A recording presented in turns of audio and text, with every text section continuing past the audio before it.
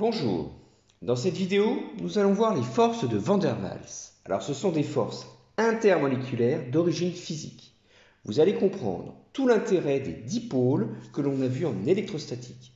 Ces forces intermoléculaires sont aussi un bel exemple où l'électrostatique va se marier avec la thermostatique statistique, c'est-à-dire l'agitation thermique, et puis la mécanique quantique avec les fluctuations du vide. Alors j'ai dit le mot intermoléculaire. Alors il faut distinguer l'inter et l'intra. Les forces intramoléculaires sont responsables de la cohésion des molécules. Intra, ça signifie à l'intérieur de. Donc les forces intramoléculaires, ce sont les liaisons chimiques entre des atomes avec le partage des électrons. Ce sont des liaisons covalentes fortes. Alors ici, les forces intermoléculaires vont être faibles. Les forces de Van der Waals sont généralement des forces attractives entre les molécules. Et donc les plus fortes vont pouvoir expliquer la cohésion d'un solide. Nous allons les voir. Elles peuvent expliquer les transitions de phase liquide-gaz quand on chauffe. Et puis les forces de Van der Waals les plus faibles, on va les rencontrer dans les gaz. Alors ces forces portent le nom du physicien néerlandais Van der Waals. C'est lui qui fut le premier à introduire les forces intermoléculaires. Jusqu'alors, on présentait un gaz par une équation d'état, mais en négligeant les interactions entre molécules. C'était la formule célèbre que vous connaissez, PV égale nRT, qui était donnée par Clapeyron. Et c'est en 1873 que Van der Waals a modifié l'équation en introduisant des constantes A et B pour aller au-delà d'une description un peu simpliste du gaz parfait. En fait, cette équation n'était valable que pour l'hydrogène. Et c'est pour cette introduction des forces intermoléculaires par ces constantes A et B entre les ions, les molécules polaires ou polarisables qu'on lui a décerné le prix Nobel de physique en 1910. Alors, lorsqu'on parle d'attraction de Van der Waals, on suppose tacitement qu'il s'agit de molécules, que nous avons affaire à des molécules dont la séparation ici, alors notée petit r, est suffisamment grande pour exclure le chevauchement des orbitales électroniques, donc des forces covalentes. Donc la séparation, toute petite r, doit être au-delà d'un certain rayon de Van der Waals. Alors, petit rappel sur l'atome, un atome a une charge électrique nulle, c'est-à-dire qu'il a le même nombre d'électrons que de protons. Alors pour un ion, c'est un atome ou un assemblage d'atomes, mais qui est porteur d'une charge électrique, que l'on note généralement petit q, c'est-à-dire que la charge électrique est non nulle, l'atome a gagné ou perdu plusieurs électrons.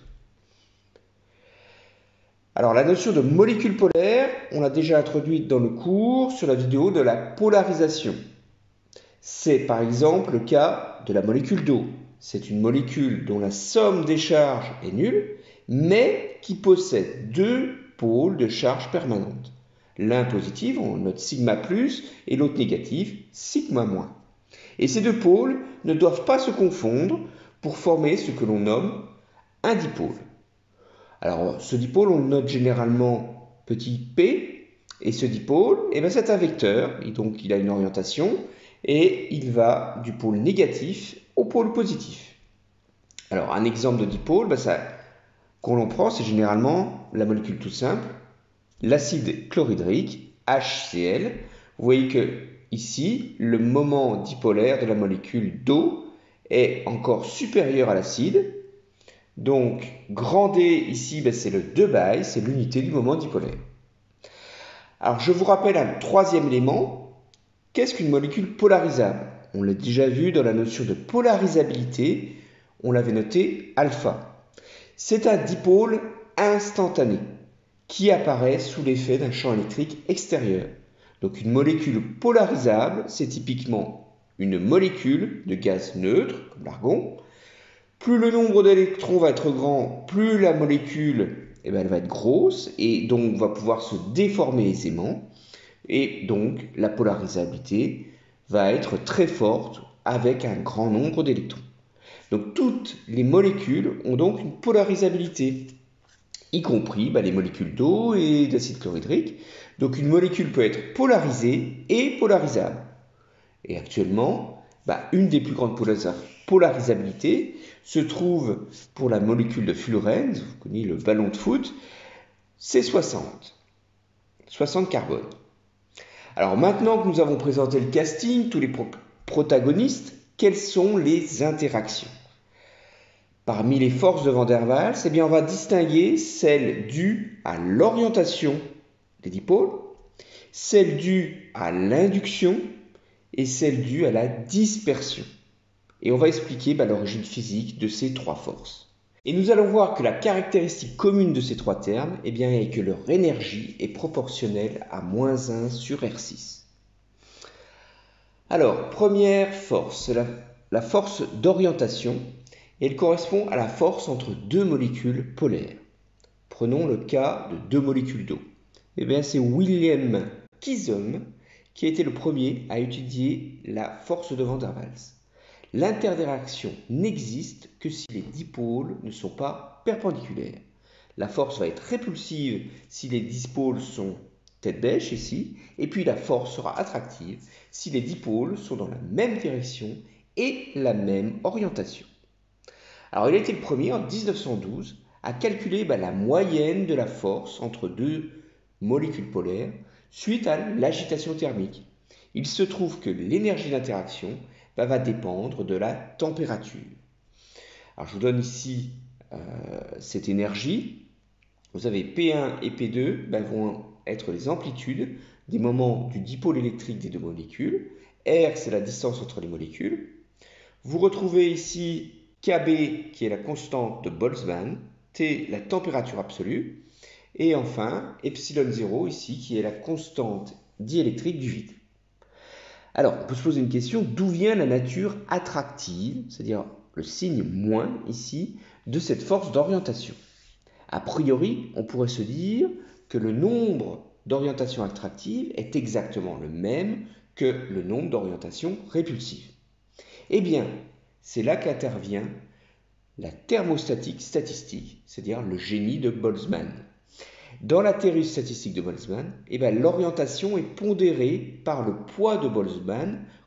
Ici, c'est l'exponentielle de l'énergie divisée par kBT. kBT, c'est l'énergie thermique. Alors, l'exponentielle, elle est décroissante, c'est-à-dire qu'elle diminue lorsque l'énergie E augmente. Mais si on considère des énergies attractives, et c'est là le changement, je vous rappelle qu'une énergie attractive est négative, alors c'est l'opposé, l'exponentielle, c'est-à-dire la probabilité va augmenter avec l'attraction entre les dipôles. Et donc les orientations attractives sont donc statistiquement favorisées par rapport aux orientations répulsives. Vous pouvez aussi remarquer que l'énergie d'orientation diminue avec la température. Ça semble tout à fait naturel puisque lorsque la température augmente, la probabilité d'avoir des orientations négatives, elle va augmenter par rapport aux orientations attractives. Alors on peut essayer de faire le calcul pour trouver l'ordre de grandeur. J'ai pris ici deux molécules d'eau caractérisées par leur dipôle 1,85, 2 Baille. Alors on peut prendre comme distance entre les molécules le rayon de la molécule, c'est-à-dire ici 0,7 angstrom. J'ai fait ici l'application numérique pour vous. Bien penser à mettre la température en Kelvin. Attention de bien exprimer le moment dipolaire, non pas en 2 Baille, mais en coulomb fois mètre. Et donc, on doit faire intervenir aussi la permittivité relative de l'eau, qui est ici très grande, c'est 85. Pensez à bien exprimer les distances en mètres. Vous avez ici l'expression de l'énergie thermique, kBT, qui vaut 4 10 puissance moins 21 joules. Vous voyez que le résultat va être extrêmement dépendant de la valeur du moment dipolaire à la puissance 4, 10 à la puissance moins 120. Donc attention avec vos calculatrices. Et puis de la distance à la puissance 10 à la puissance 61.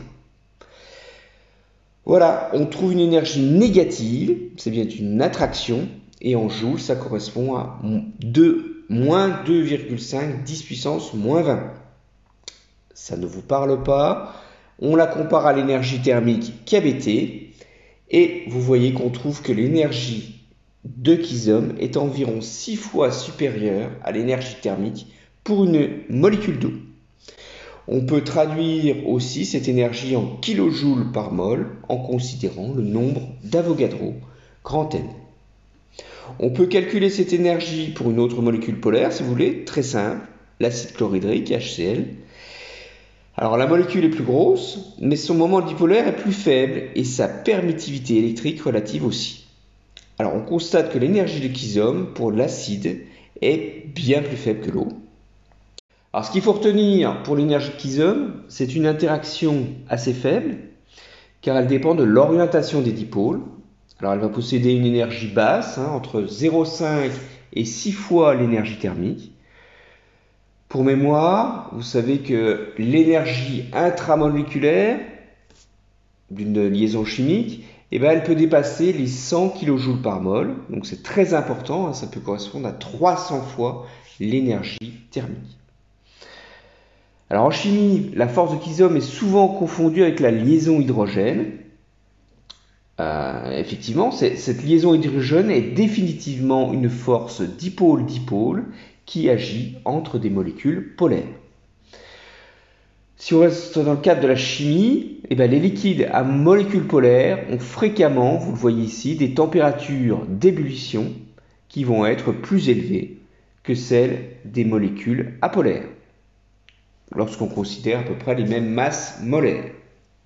Alors approximativement à la même époque, il y a un siècle, c'est Peter Debye qui montre que si une première molécule avait un moment dipolaire permanent très élevé, comme par exemple ici un moment quadripolaire comme pour le CO2, et que la seconde molécule n'était pas polarisée, eh bien la première molécule induirait un moment dipolaire sur la seconde. Et donc il apparaîtrait une force dipôle-dipôle induit, c'est-à-dire une force d'attraction.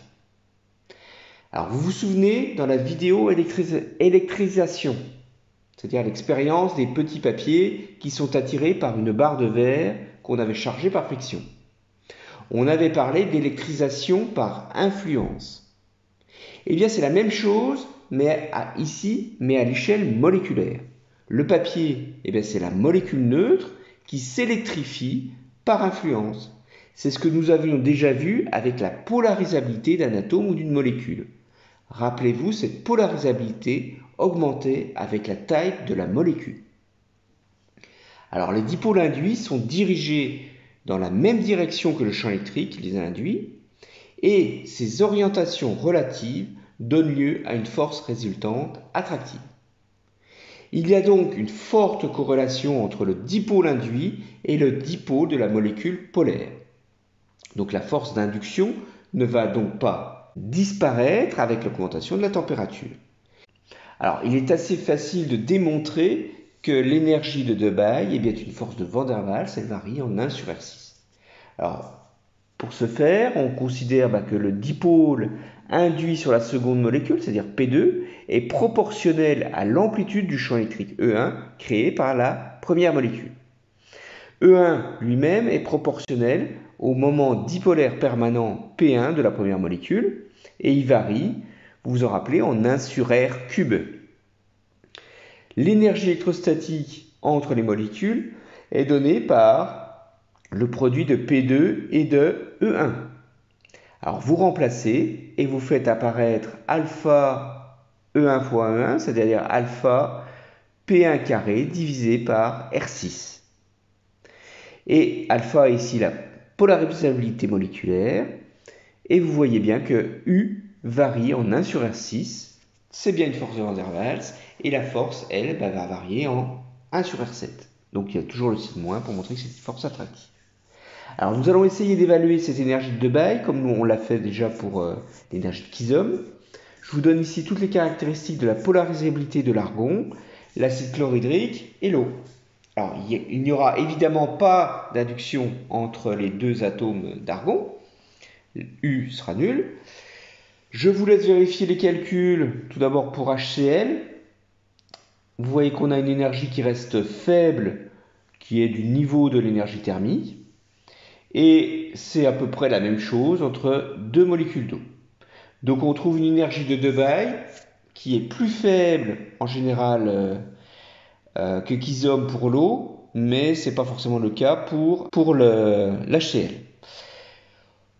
Donc on ne peut pas négliger une énergie par rapport à l'autre. L'énergie de Debye reste donc une interaction faible et non négligeable. Alors à ce stade, on peut se poser la question, comment expliquer l'attraction entre deux atomes de gaz noble? Car pour l'instant, l'orientation et l'induction nécessitent toujours qu'au moins un atome présente un dipôle permanent. Et donc on ne peut pas expliquer tous les cas. Eh bien, il a fallu attendre 15 années pour introduire le concept de mécanique quantique. En 1937, c'est un physicien germano-américain, Fritz London, qui a montré que même si aucune molécule ne possède de moment dipolaire permanent, eh bien, elle s'attire quand même. En d'autres termes, les molécules doivent être polarisables, c'est-à-dire que alpha doit être différent de 0. Et on l'a déjà vu sur la capsule vidéo polarisabilité, la polarisabilité est liée à l'indice de réfraction et aussi à la dispersion de la lumière. Et bien ce type de force a pris le nom de force de dispersion. Alors, qu'est-ce que nous dit la mécanique quantique? Comment elle peut expliquer cette magie par laquelle ces deux dipôles induits sont créés, sachant qu'aucune d'entre elles n'avait initialement un moment dipolaire permanent? C'est pas simple, C'est vraiment là que la physique classique échoue complètement et redonne son chapeau. Les forces de dispersion ont une véritable origine quantique. Et ça a été l'une des découvertes scientifiques les plus importantes du XXe siècle. En fait, tout vient du milieu, du vide entre les atomes. Et dans ce vide, on considère qu'il y a un résidu électromagnétique. On parle de champ électromagnétique résiduel. Et celui-ci, il est quantifié. Alors vous pouvez vous représenter des longueurs d'onde plus courtes dans le confinement entre les atomes, entre les particules, et puis plus grandes en dehors. Tout est dans ce vide. Il existe un champ électrique dont la valeur moyenne, l'espérance, est nulle, mais dont les fluctuations, alors ces fluctuations, c'est le carré du champ électrique, E au carré, et ces fluctuations ne sont pas égales à 0. On peut dire que c'est le champ du vide qui induit le moment dipolaire instantané dans une molécule, qui à son tour va induire également dans la seconde molécule un autre moment dipolaire instantané. Donc je répète, c'est bien le champ électromagnétique du vide qui induit des dipôles fluctuants dans les deux atomes. L'interaction entre ces dipôles de moyenne nulle mais corrélés correspond donc à l'interaction dispersive de Van der Waals. Alors on a pris l'habitude de distinguer deux types de forces de dispersion, à savoir les forces de dispersion non retardées, c'est celles qui correspondent à courte distance, et les forces de dispersion retardées, qui elles sont à plus longue distance. Alors à courte distance, on peut considérer que l'interaction est instantanée.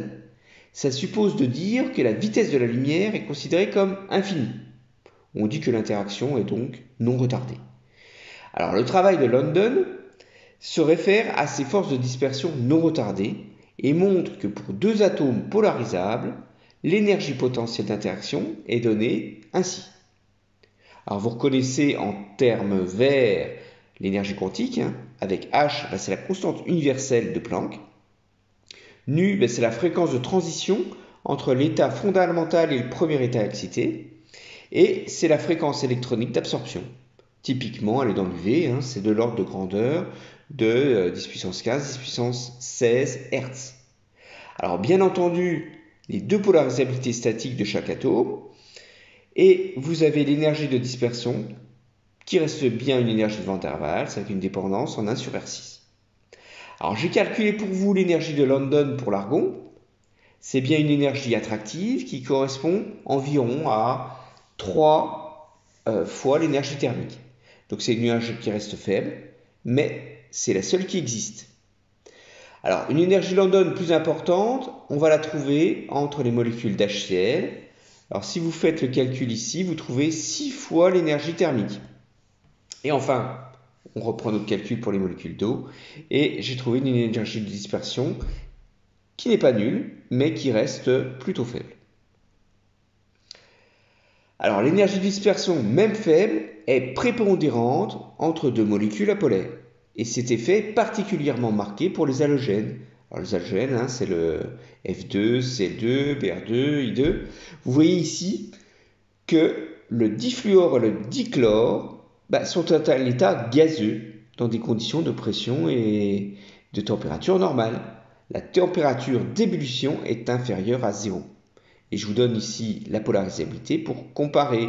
Vous allez en déduire vous-même le type d'interaction. Le dibrome, lui, il est liquide. Et le diode, eh bien, il est solide.